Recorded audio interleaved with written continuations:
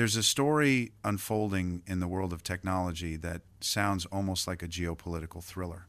We're talking about NVIDIA, the undisputed king of AI chips, which went from dominating 95% of the high-end market in China to, well, to zero. This wasn't because a competitor built a better product. It was because of a series of deliberate policy decisions from the US government. It's a dramatic turn of events, David. And what's so fascinating is how it all backfired in a way. The intent was to slow down China's AI development, but it inadvertently became the most powerful catalyst for China's domestic chip industry. It forced a complete change in mindset for Chinese tech giants. Suddenly, the top priority wasn't having the absolute fastest chip on the planet. It was having a chip you could actually get your hands on reliably. I see. So the game changed from maximizing performance to minimizing risk. Let's start there. How did this drop from 95% to zero actually happen? Walk me through the timeline. Well, it happened in stages, like turning a faucet off bit by bit. It started in August 2022 when the US banned the export of NVIDIA's top-tier chips, the A100 and H100, to China. These were the workhorses of the AI revolution. Then, in October 2023, they tightened the screws further, banning the slightly less powerful special for China versions, the A800 and H800, which NVIDIA had created to comply with the initial rules. So NVIDIA tried to play by the new rules, but the rules kept changing. What did they do next? They tried again, pouring huge resources into designing another set of even more restricted chips, with the H20 being the flagship. But this time, the market's reaction was ice cold. It was a massive commercial failure. Chinese tech giants looked at the H20, saw its severely nerfed computing power, and basically said, no thanks. That's surprising. I would have thought a chip from NVIDIA, even a slower one, would still be in high demand. Why the cold shoulder? Was it just about the performance? It was much deeper than that. First, the price to performance ratio was terrible, but the real deal breaker was a fundamental shift in strategy from Chinese companies. For years, they were NVIDIA's most eager customers, paying top dollar for the fastest chips, but the constant, unpredictable US sanctions created immense uncertainty. Imagine building your entire multi-billion-dollar AI infrastructure on a foundation that a foreign government could pull out from under you at any moment. Right, that's a terrifying business risk. You can't build a long-term roadmap on that. Exactly. So the logic flipped. A good enough domestic chip that you know you can always get, like one from Huawei, suddenly became far more valuable than a slightly faster foreign chip attached to so much geopolitical risk. Supply chain security became the new gold standard, not floating point operations per second. The fact that NVIDIA had to take a $4.5 billion write-down for its unsold China-bound inventory just shows how badly they misread this fundamental shift. That really puts a number on it. And this forced exit by NVIDIA left a huge power vacuum. So how did China respond? I imagine they didn't just sit back and wait. Not at all. They executed a classic two-pronged strategy. First, in the short term, it was all about stockpiling. Anticipating the tightening controls, major players like ByteDance, Alibaba, Tencent, and Baidu went on a massive shopping spree. They placed over $12 billion in emergency orders, trying to hoard as many NVIDIA chips as they could before the door slammed shut for good. $12 billion. That's an incredible figure. It's like they were building a strategic reserve of computing power. That's the perfect way to put it. It was a buffer. Even though not all orders were fulfilled, the billions of dollars worth of chips that did arrive bought them a crucial 1 to 2 year window to keep their AI models training while the domestic alternatives ramped up. But stockpiling was just a stopgap. The long-term and much more significant move was a massive government-pushed pivot to domestic platforms. And this is where Huawei enters the picture in a big way, right? This is where the story gets really ironic. Before the sanctions, Huawei's Ascend AI chips had a tiny 6% of the market. They were a niche player completely overshadowed by NVIDIA's 95% dominance. The sanctions, in trying to hobble China's AI industry, did something market competition never could. They eliminated Huawei's biggest rival. It created this multi-billion-dollar vacuum, and China's biggest tech companies had no choice but to turn to Huawei. So the US government essentially handed Huawei its most important customers on a silver platter. Precisely. They became what you'd call anchor customers. This forced marriage gave Huawei three things it could have only dreamed of before: a massive revenue stream to fund R&D, huge order volumes to improve manufacturing yields and lower costs, and invaluable feedback from the world's most demanding users to rapidly improve their products. In effect, the U.S. export controls became the most aggressive and effective industrial policy for China's domestic chip champion. That is a stunning example of unintended consequences. But hardware is only half the story, isn't it? I always hear that NVIDIA's real power isn't just the chip, but its software. You've hit on the core of the issue. The real battle, the soul war for AI, is fought over the software ecosystem. NVIDIA's deepest, most unassailable moat is CUDA. It's not just a programming language, it's a complete universe of libraries, developer tools, and APIs that has been the de facto global standard for AI development for nearly 2 decades. Millions of developers live and breathe in this ecosystem. So switching off of CUDA isn't like just swapping one component for another. It's not even close. For a developer or a company, moving away from CUDA is a monumental task. It means rewriting huge amounts of code, abandoning familiar tools, and cutting yourself off from a massive global community that shares knowledge and solutions. It's like asking an entire continent to stop speaking English and switch to a new language overnight. You don't just have to learn new words, you have to rewrite every book, re-record every movie, and retrain every teacher. That's the kind of lock-in CUDA creates.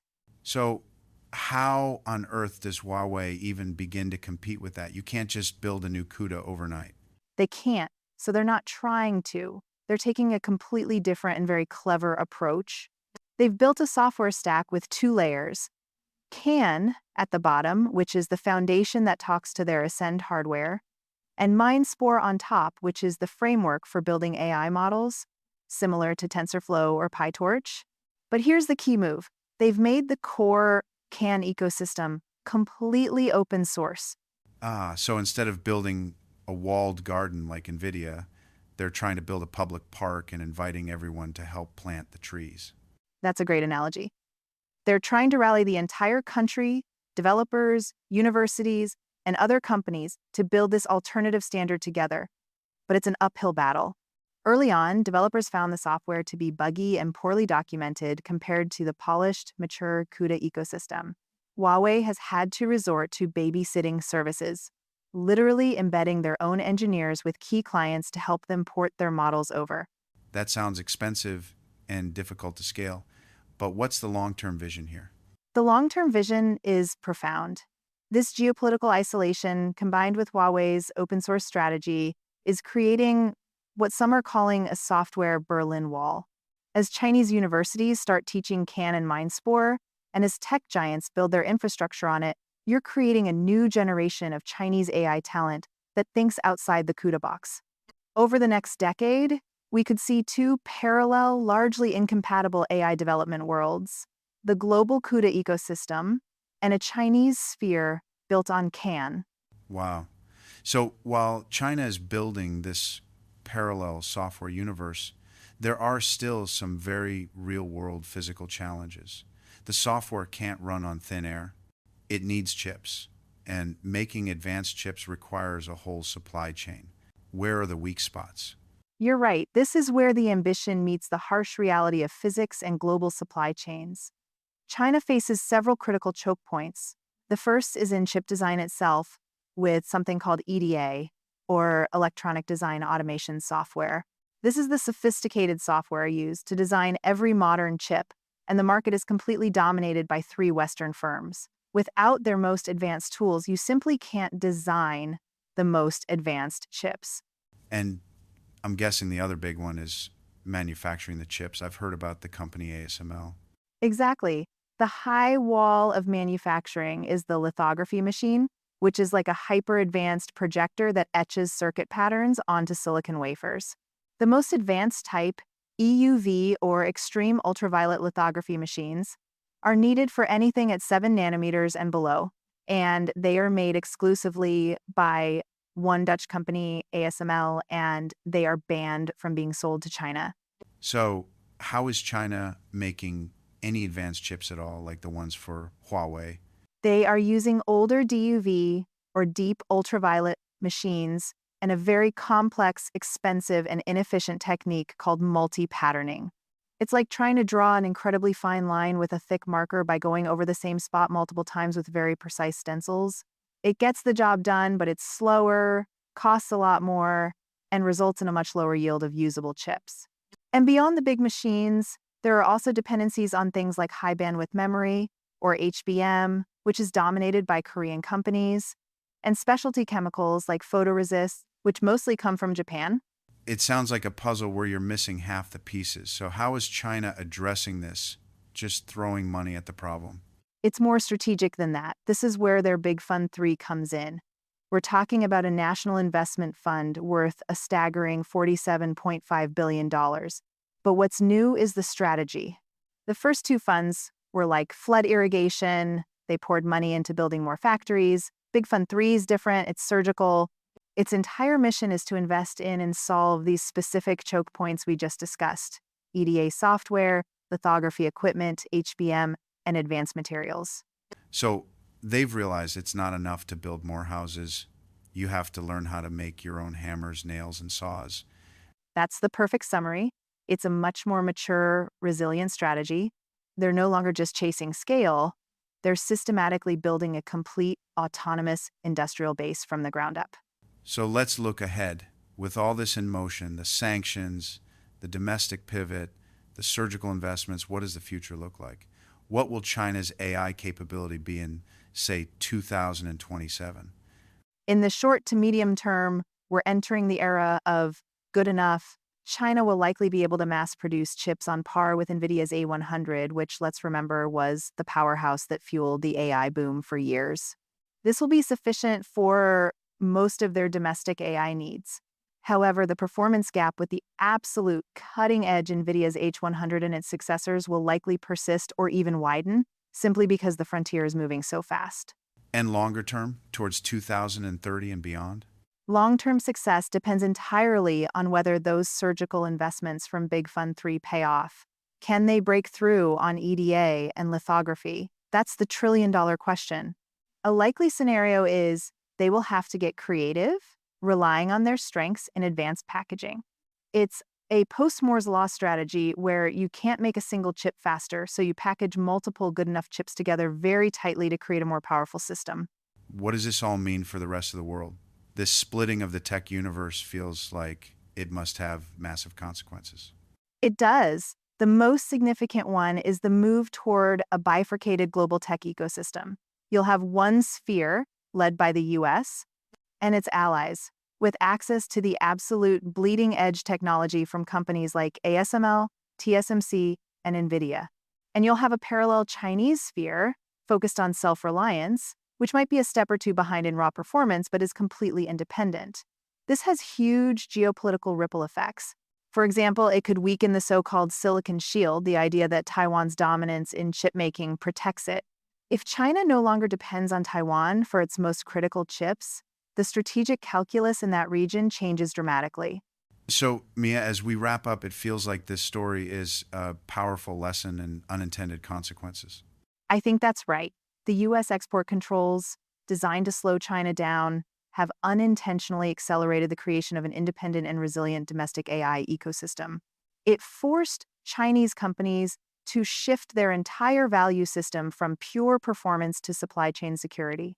And this, in turn, is leading to a genuine split in the global AI software world. We have NVIDIA's proprietary CUDA standard on one side, and Huawei's open source CAN divided by MindSpore ecosystem, creating a parallel Chinese sphere on the other. Exactly. It's a fundamental bifurcation of the development paradigm. And finally, China itself has adapted its national strategy. It's moved from just building factories to a much more sophisticated surgical investment approach with its Big Fund 3, targeting the foundational choke points like EDA tools and manufacturing equipment to achieve true technological sovereignty. The narrative of technological decoupling extends far beyond mere hardware and software. It's a profound re-architecting of global innovation, forcing nations to weigh the pursuit of cutting-edge performance against the imperative of self-reliance. This evolving landscape challenges the very notion of a universal technological standard and raises a fundamental question for the future. Can global progress truly flourish when the foundational tools and ecosystems of innovation are fractured along geopolitical lines, or will this bifurcation lead to divergent paths of technological advancement, each with its own strengths, weaknesses, and ethical considerations?